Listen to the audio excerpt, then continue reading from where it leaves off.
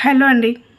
Telangana DSC అయినా AP DSC అయినా జీకేకి ఏం చదవాలి? న్యూగా ప్రిపేర్ అయ్యే వాళ్ళకి మెయిన్గా ఎలాగ చదవాలి, ఏమేం టాపిక్స్ చదవాలి అనే దాని గురించి అవగాహన ఉండదు కదండి. సో అలాంటి వారి కోసం ఈ వీడియో.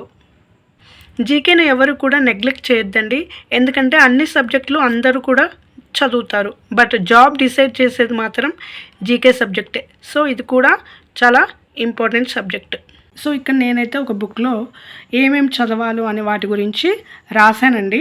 ఏపీకి తెలంగాణకి రెండింటికి కూడా యూజ్ అవుతుంది. కాకపోతే నేను చెప్పే ఒక్క విషయం ఏంటంటే, జీకేలో మనకి ఎప్పుడైతే డిఎస్సి నోటిఫికేషన్ వచ్చిందో సో అక్కడ నుంచి మన వెనక్కి 6 నెలల వరకు చూసుకోవడం చాలా చాలా ఇంపార్టెంట్. సో ఈ 6 నెలల్లోంచి మనల్ని ఎక్కువగా అడుగుతారు. అండ్ ఇంకొకటి ఏంటంటే, గ్రూప్స్ లాగా డెప్త్గా అయితే ఎవ్వరు కూడా అడగరు. మనల్ని నార్మల్గా జనరల్ నాలెడ్జ్ వైజ్గా క్వశ్చన్స్ అనేవి అడుగుతారు. అమ్మో జీకే అంటే చాలా ఉంటుంది, మొత్తం చదవాలేమో అని కంగారు పడాల్సిన అవసరం అయితే లేదు. ఫర్ ఎగ్జాంపుల్ ఏదైనా ఉత్తమ చిత్రం ఉందనుకోండి, ఆ ఉత్తమ చిత్రం పేరేంటి, సో అది చదువుకోవాలి.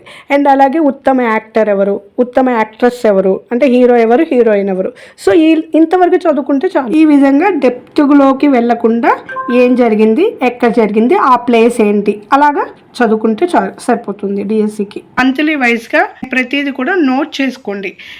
ఈరోజు చదువుకున్నది ఒక బుక్లో నోట్ చేసుకోండి, లేకపోతే షైన్ ఇండియా అని చెప్పా కదా, సో అలాంటి బుక్స్ అవైలబుల్గా ఉంటే తీసుకొని దాంట్లో అండర్లైన్ చేసుకోండి, సో దట్ మీరు మళ్ళీ చదువుకోవడానికి ఈజీగా ఉంటుంది. అండ్ ఇంకొకటి ఏంటంటే, మన సబ్జెక్టులో ఉన్న వాటిని కూడా అడుగుతారు. సో మన సబ్జెక్టులో ఉన్న ఖచ్చితంగా 3-4 క్వశ్చన్స్ వరకు మన కంటెంట్ నుంచే ఎక్కువ అడిగే ఛాన్సెస్ అయితే తప్పకుండా ఉన్నాయి.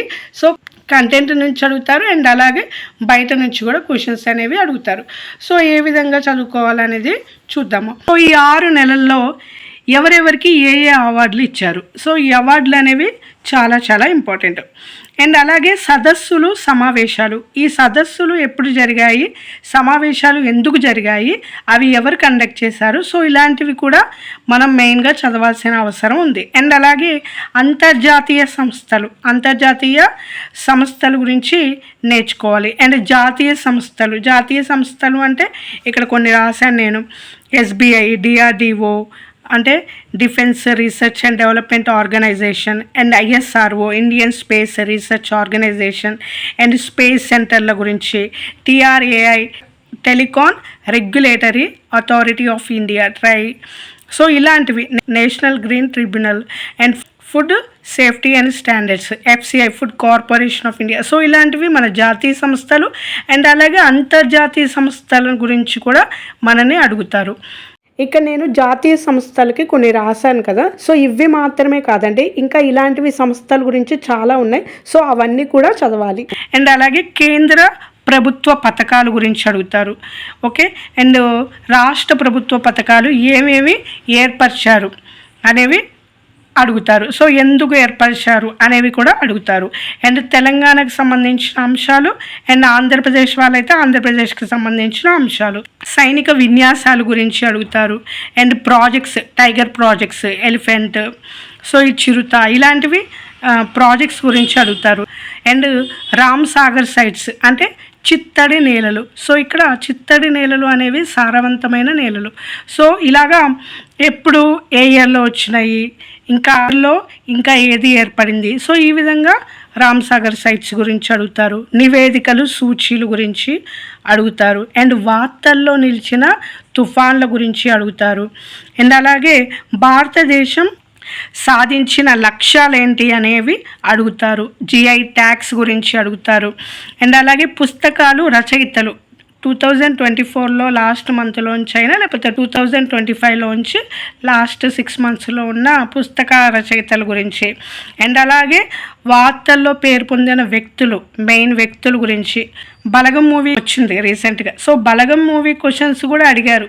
సో అవేంటి, అది బాగా ఆదరణ పొందింది కాబట్టి సినిమాల గురించి, అట్లా వ్యక్తుల గురించి, ప్రదేశాల గురించి, నియమాల గురించి, సో ఈ విధంగా అడుగుతారు. అండ్ అలాగే రికార్డులు, ఎవరెవరు ఏమేమి సాధించారు, ఇలాంటివి అడుగుతారు.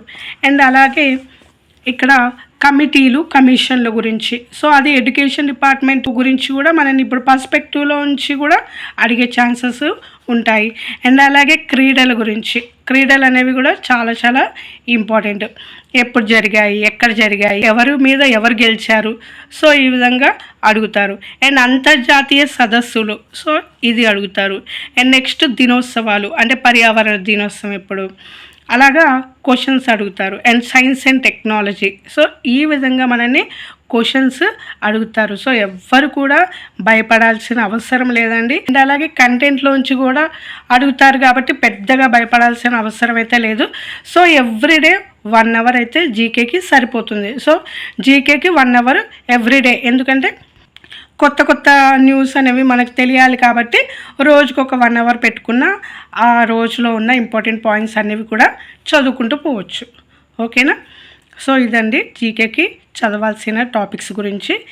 ఈ వీడియో కనుక మీకు యూస్ఫుల్గా అనిపిస్తే తప్పకుండా లైక్ అండ్ సబ్స్క్రైబ్ కూడా చేసుకోగలరు. Thanks for watching.